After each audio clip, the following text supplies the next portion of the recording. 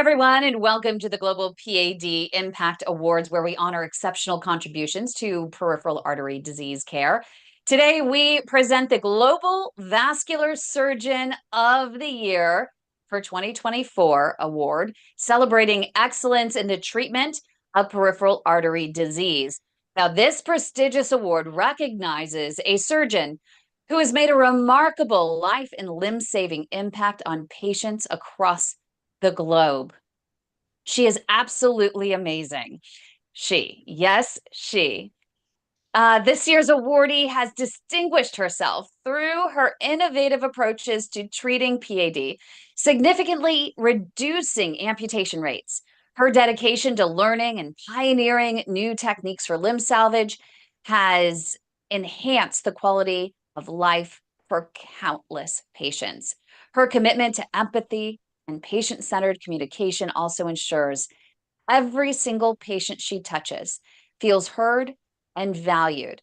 Plus, her leadership and interdisciplinary collaboration has fostered a holistic approach to patient management, benefiting both patients and the medical community. But that's not all. This doctor also has had a profound impact on patients across the globe through her groundbreaking research, participation in clinical trials, and through educational opportunities that reach physicians and clinicians in every country, inspiring the next generation of surgeons to continue to move the needle forward in PAD care. Overall, her contributions have left an indelible mark on the field. So I am truly, truly honored to introduce all of you to the Global Vascular Surgeon of the Year, Dr. Marta Lobato from Spain. Congratulations, Dr. Lobato. We appreciate all you do to save life and limb, not only in Spain, but actually through your teaching across the globe. Thank you so much, Kim, for your kindness, and thank you for this amazing honor. I'm truly grateful to be recognized as the Global Vascular Surgeon of the Year. This award reflects not just my work, but the hard work of my entire team and the support of my patients. I'd like to especially thank my colleague, Awardees, for being so inspiring. His support, his guidance have been invaluable on my journey. And thank you again for this wonderful recognition. Thank you very much.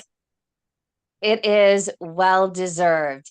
I'm curious, very few women in this space, but we are thankfully seeing more and more. And every single one of the female vascular surgeons are true powerhouses, such as yourself. What sparked your interest in peripheral artery disease care, and more specifically, advanced limb salvage? Well, Kim, you won't believe me, but the truth is that it wasn't a personal choice, but rather imposed by the head of my department. As a vascular surgeon, I was always focused on the aorta, and what I never imagined is that something I wouldn't have chosen could inspire such passion in me. And maybe this is because when you deeply understand something, it is easy to fall in love with it. And I can say that in my case, from dedication, passion emerged. And moreover, working side by side with Awardees has been amazing. His passion, as well as his firm belief in what he does, have been truly inspiring. His dedication motivates everyone around to strive for excellence in every procedure and with every patient. So I feel really blessed to work with him, and I feel blessed to work treating PAD because I'm really passionate about it right now. But so many doctors that treat PAD do not perform advanced limb salvage. They don't use those advanced tools. They don't use the advanced techniques. Why is it you became involved on the advanced side? Was it because who you were paired with Dr. Awardees, or was it also that you fell into that as well? Well, of course. I really feel fortunate about this because working in a CLTI, I work in a CLTI dedicated unit. It's the only one CL BTK BTA unit in Spain. And this allows me Oh, to wow. focus specifically on advanced techniques and tools. Because as you know, vascular surgery is a very broad specialty that includes many endovascular and open procedures. So when you specialize in such a particular area of pathology as is BTK-BTA, it becomes easier to stay updated on the new advancement in the field and also to develop new techniques to treat your patients. So I think it's a global situation. Patients are so important. How do you use patient-reported outcomes in your practice, and what improvements have you seen in your patients' quality of life? Well, I incorporate prompts into my practice to gain insights to my patient experience because I think this is really important. And outcomes from their perspective, you need to know what your patient thinks. And by regularly assessing their symptoms, functional status, and overall satisfaction, I can tailor treatments to better meet what they need.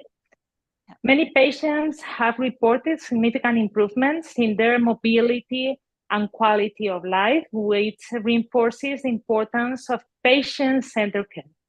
So I think this is really, really important. Can you share an example of how you have reduced the need for repeated interventions in PAD treatment? A lot of doctors won't even attempt advanced limb salvage techniques because it leads to this revolving door of treatment. But you've managed to reduce repeated interventions. How so? The fact of the matter is that to reduce intervention, a multidisciplinary approach to the pathology is important. The most crucial aspect is proper control of risk factor, of course, best medical treatment, exercise programs, and all these things, all this stuff. Additionally, the role of the podiatrist is crucial in preventing reulcerations. And this holistic approach helps to reduce the need for further interventions and allows the patient to maintain a better quality of life. Yeah. So how do you ensure that your approach to patient care is empathetic and centered around the patient's needs and their feelings, especially? Well, you can never be sure, but I try to focus on open communication, active listening in my practice. Because if you take the time to understand patients' concerns, fears, and goals, maybe you can create a more empathetic environment. I also encourage patients to participate in their care decisions. It's also important to take time to listen to patients' family and thus better understand their psychological context. This is very important to know not only the patient, but everything and everyone who is around the patient. That's a really good point, but not just the patient, but listen to the patient's family that is observing everything that's going on and hearing what you may not be hearing outside of clinic. I love that. Really important. What is an interdisciplinary approach to care mean to you, and what role does that play in your work? How does that benefit patients as well? Well, I think we all know that interdisciplinary collaboration is crucial in managing PAD effectively. We need to work closely with primary care physicians, wound care nurse, home care assistant, infectious disease specialists, endocrinologists, podiatrists. We can create comprehensive care plans that address all aspects of a patient's health, because this collaborative approach ensures that the patient receives well-rounded care, leading to better outcomes and improved quality of life. And we must raise awareness that this approach is essential for patient to do well. And for the patient to actually do well, they also have to be a really good partner in their care. What is your approach to helping patients comply with critical lifestyle modifications such as smoking cessation, diet, and especially exercise? Well, Kim, in our hospital, we are fortunate to have a specific clinic for risk factor management led by an internist. Oh, wow. Their patients are made aware of the importance of lifestyle modifications through education on their impact on PAD and overall health. The team is composed on a doctor, an internist, a nurse, and a psychologist, and they work with patients to set realistic goals and offer resources such as support groups and counseling to help them to give up smoking, to facilitate behavior change. Regular follow-ups help keep patients accountable and motivated with these changes. So I think this is really important, and we are really fortunate to have this team who is really involved in this situation. And so what type of walking regimen do you promote with your patients to improve? It's such a buzzword, but it's so important. You see, Yeah. walking is the most important medicine. So what sort of regimen do you encourage with your patients to improve their circulation naturally? Well, you really know that this is crucial for the patients, but we really don't have a supervised exercise programs. So I usually suggest to patients that they walk daily, starting with short sessions, adapting the pace of their walking, and gradually increasing the duration until they can walk for an hour to an hour and a half each day. I encourage them to keep a record of this activity, which we then share during the follow-up visits. Because I think if they have to write down what they watch each day, they feel more obligated to do it. And it's like a kind of reminder of what they need to do. So I ask the patient, okay, show me. Have you written how much have you walked? So I want to see it. And so I think this is a good way to do it, because we really don't have supervised exercise programs would be the best for the patient, but unfortunately we can't do it. And I have found that patients don't lie about how much they walk. They actually will tell you. They will also tell you, you can read it right across their face if they've stopped smoking as well. Yeah. It's amazing how honest people really truly are when it comes to talking to the doctor. They really are honest, even to their detriment. I want to talk Yes. about some of your publications that you've put out there. We said that you not only have an impact on improving patient care in Spain, but you also have an impact globally. So I want you to tell us about some of your most important publications and how they have contributed to the field of PAD. Well, our team, led by Dr. Isa, described the venous arterialization simplified technique for deep venous arterialization in no option patients. As you know, this technique has become one of the most popular, as it allows for off-the-shelf DVA, and is being used worldwide due to the low availability of dedicated devices. Our team has also published numerous bailout techniques for complex recanalization. And this year, we have published tips and tricks for simple and complex VTA puncture, which is among the most read articles in Journal of Endovascular Therapy. Additionally, we have recently published, together with Dr. Patrone, the BAT technique, which is also useful as a bailout in extreme revascularization of the below the ankle segment. And currently, we have a new project in collaboration as well with Dr. Patrone, which we hope will be published soon. So maybe we are going to see it soon. And we are very familiar with Dr. Lorenzo Petrone. He actually was, I think, our 2021 Global Vascular Doctor of the Year. 2020 or 2021, can't remember, but he's also been our global patient champion.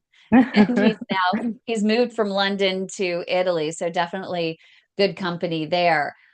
You mentioned publications. I imagine they involve trials, right, along with it. What trials are you involved in right now, or you plan to become involved in?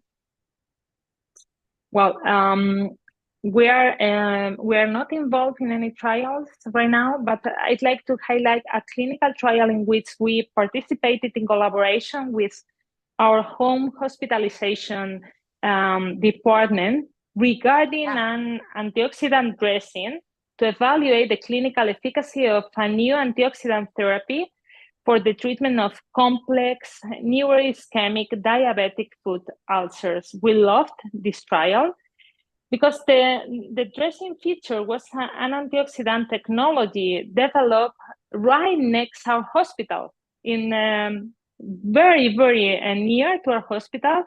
And the results of this trial were amazing, very good clinical outcomes in large, hard to heal neuroischemic diabetic foot ulcers with significant wound area reduction and granulation tissue formation without the need of using back therapy. So it was amazing, the results of this research, 2 years, and we are very happy. And now we are using this dressing in our patients. So I love that. Hopefully that will spread like diaspora across the globe, and more people will learn from that. I think that's amazing. What about one of the ways in which doctors learn, about these things is through speaking opportunities. And I know that you are a speaker at multiple conferences. I'm curious what some of your most memorable speaking opportunities have been and how they have influenced your work and that of others in PAD care. Well, you always remember your first time, and of course, my first presentation at the National Congress, National Vascular Surgery Congress in Spain, when I was a fellow, was significant. However, I would really highlight my first talk at the Limb Congress. The Limb Congress, which is the biggest congress in Germany. In the middle of nowhere. And they deliberately made it in the middle of nowhere in Leipzig, Germany. We're the only people on the flight from Frankfurt to Leipzig are the doctors and clinicians attending. Yes, that's true. That's the one. And I presented, and the first time I presented a case in Find Your Algorithm Congress. I remember that first time was 3 years ago, and it was during the first session. I was nervous, but it turned out to be an incredible, enriching experience thanks to the atmosphere of debate. FYA is one of my favorite congress because you can discuss everything you want, and it's a really good opportunity for learning. So I will always remember that time, and I'm really grateful to Lorenzo Patrone for this opportunity. I really, really like this Congress. I love that Congress. It's the first Congress I've ever been to where they design every one of you puts a lot of work into your presentations, and you design them so that they engage the audience.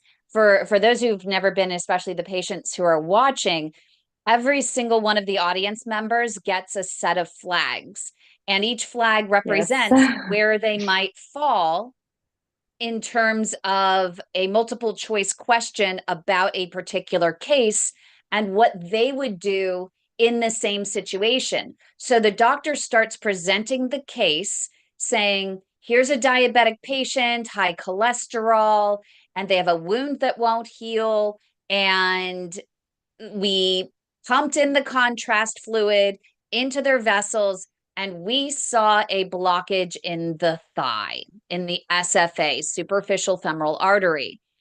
And they go to the audience and they say, what would you do first?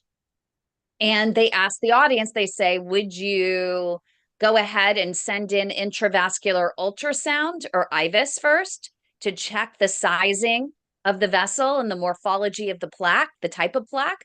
Would you send in a catheter right away with a roto-rooting device? Or would you go ahead and go straight to a balloon and inflate the balloon to push the plaque aside? And so the audience ends up raising the flag for where they fall. And you'd be surprised that you usually get several of each flag actually raising them up. And they go out to the audience and find out what each person would do and why, which creates a really amazing discussion. And then they go back to the presenter and they say, okay, what did you end up doing? And what's interesting to me is not every case ended up to be a success. And so you don't know where that presenter is going with that case. And if you raised your flag and you would have done something different, you actually you might have been right, that might have been the direction to go. So that's what I love about that particular conference. And Dr. Petrone created an amazing design. For me, it's a really game changer in terms of education due to the discussion, the open discussion, and it's really enriching. So I really love this Congress. And it really closes one of the major communication gaps that I think is resulting in suboptimal care for PAD, or should I say inconsistent care in so many different areas. And I think that conference actually sparking a conversation opens up that communication that leads to more people getting on the same page and finding resolves in some of the major issues that are facing PAD patients across the globe. But what gaps do you see in PAD care today, and how do you hope to address them in your practice? One significant gap in the care of PAD is the lack of awareness and education among both patients and health professionals. Many people are unaware of the risk factors, symptoms associated with peripheral artery disease, which can lead to delayed diagnosis and treatment. Yep. Additionally, medical professionals may not always prioritize PAD screening, especially in population at higher risk. And furthermore, I hope to advocate for the integration of PAD screening into routine cardiovascular assessment, particularly for a high-risk population.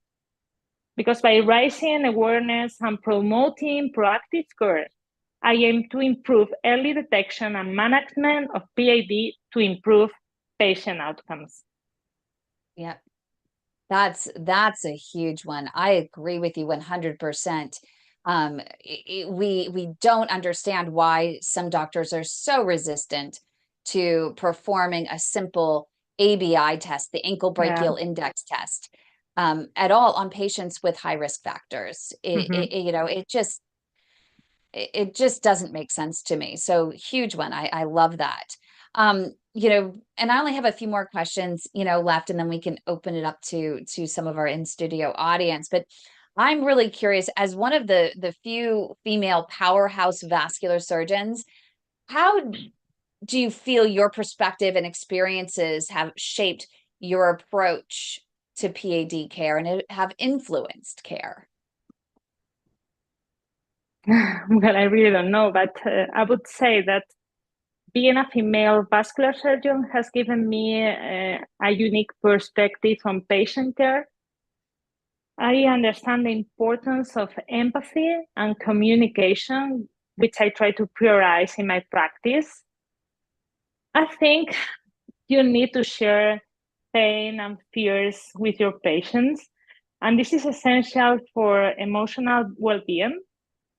So I strive to create an inclusive environment where patients feel heard, valued, because I really think this will end up giving the patient better care and, of course, better outcomes. I agree. So, what advice would you give to young women who aspire to enter the field of vascular surgery, especially not just general PAD care, but we're talking advanced PAD care, becoming a CLI fighter like yourself? And how do you hope to inspire them? Well, I think that if you want to be dedicated to PAD, you need to be passionate. My advice would be to follow your passion without giving up, to work hard, to seek mentorship from experienced professionals in this field, because it is essential to build a supportive network and advocate for yourself. And probably one of the most important things is remember that there is no reason why you can't succeed. And I hope to inspire them by showing that it's possible and just say to everyone that they can. I think that's the thing. And I think show up as you do. Find every single way to show up and be out there. And I love seeing you on podium at every single major conference that I go to. I mean, you travel the world to spread the message and share the tools and techniques that you use to improve patient outcomes.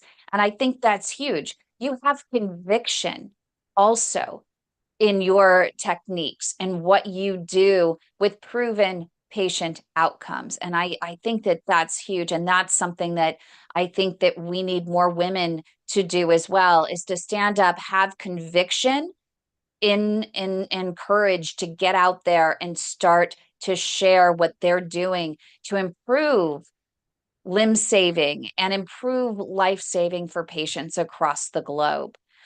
So thank you so much, Dr. Lobato, for all you do. I have a final Thank you three questions. You I are have a final really three kind, Kim, with questions me. for you. I always have more questions and more questions and more questions. I can keep you on here forever. But we have three special series that we do. The first one is called Journey to Diagnosis. And it's all about the story behind those patients who are not getting diagnosed sooner or who are getting misdiagnosed. So share a case that had you just scratching your head about how in the world this patient was not diagnosed sooner and what you wished would have happened.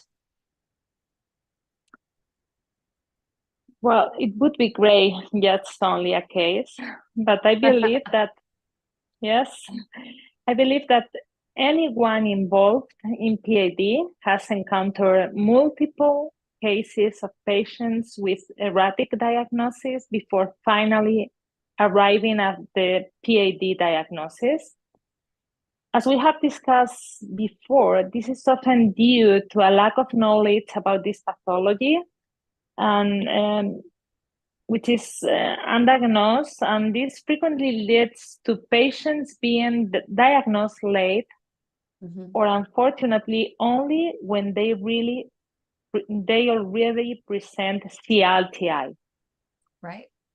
And this is a tragedy because the patient goes from being undiagnosed, the patient doesn't know at all about this pathology, and one day is being at risk of losing the limb. So this is really a really dramatic situation.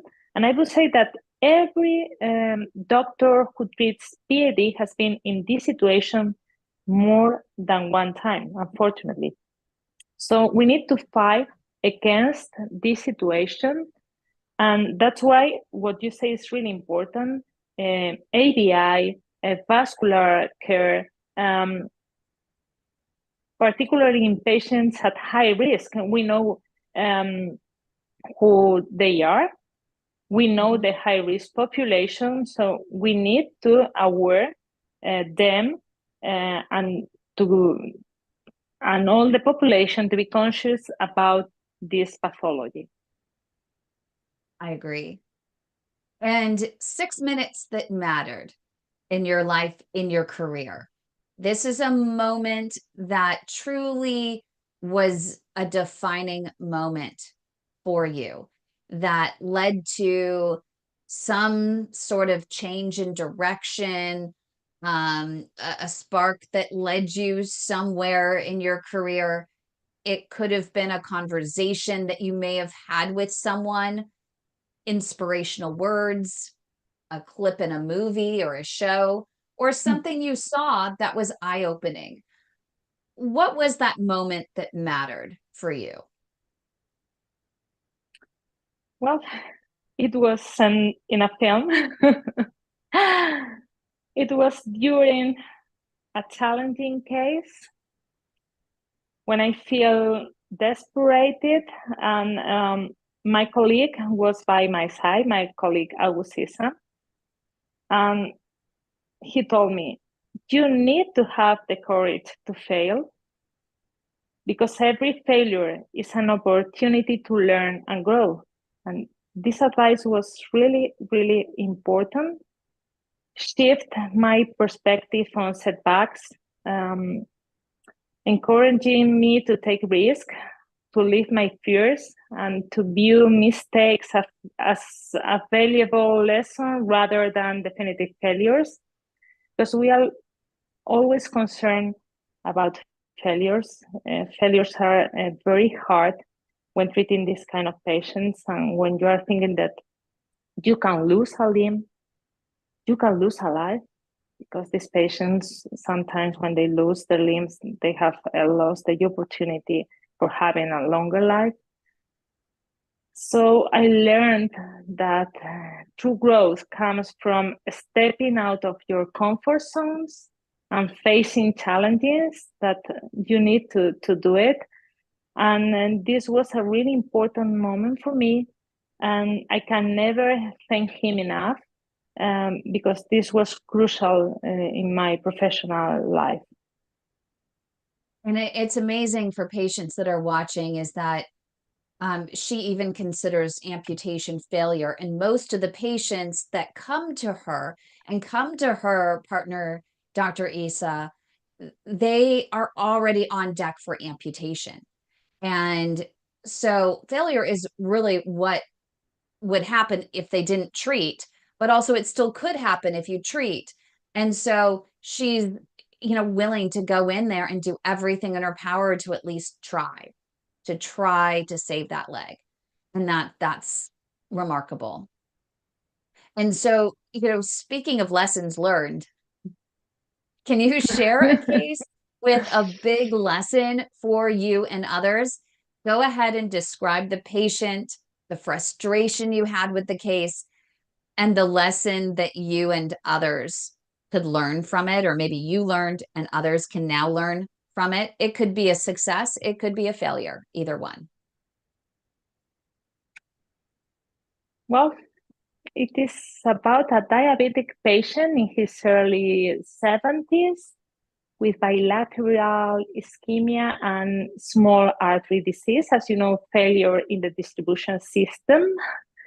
After several revascularization attempts with early recoil, we really had no option. So we decided to perform bilateral venous arterialization. This is a really dramatic situation because it's the last option. And although things initially went well with the patients and the ulcers were healed, the technique in one of the legs became occluded. And after several interventions, thrombectomies, the patient ended up suffering an amputation. So we had a failure here. And in the other limb, he had a new ulcer. So we were fighting with this ulcer with wound care. And the greatest lesson came from the patient when he told us that his father and brother had suffered bilateral amputation. Oh, wow. And that we should not give up with him, that he wanted us to fight for his leg, but not for him, but because perhaps by treating him, we could learn more about PAD, how to prevent his son and granddaughter from losing their limbs. So in the middle of this suffering, the patient always found the strength to encourage us to keep going. And so this was really incredible situation. Wow, what a powerful situation, and what Yeah. a good human he was too. That's amazing. What a powerful story. Thank you Yeah. for sharing that. I want to open it up. We might have a couple of questions from our in-studio audience here. I think Douglas has written his over there in the chat, but Douglas, go ahead and unmute and ask Dr. Lobato, our Global Vascular Surgeon of the Year, your question. Congratulations. You absolutely deserve it. We love listening to you and that passion that you do have. A kind of question would be two things. Do you see a big difference where you are in like the States here in the learning curve of treating PAD and how the doctors keep up with technologies? Is there that big a difference? And kind of a little bit of a personal, being a female, have you run into that getting where you are today? Have you run into that where most doctors are men and there's that little thing going on? Have you experienced any of that becoming the doctor that you are today?